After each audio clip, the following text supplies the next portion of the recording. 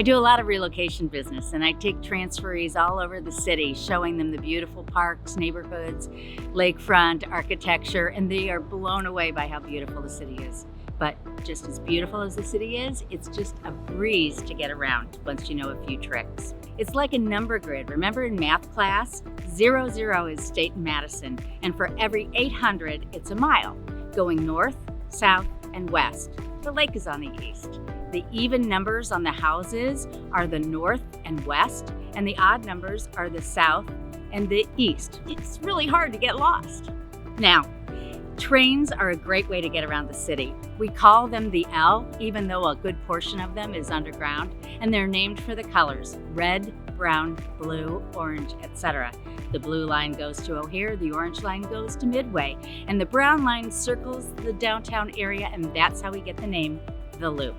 All you need is a Ventra card. It's $2.50 a ride, and you're off.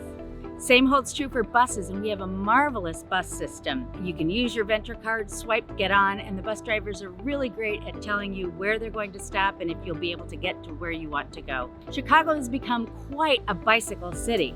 We have Divvy bikes all over that you can subscribe to, jump on, and ride to your next destination.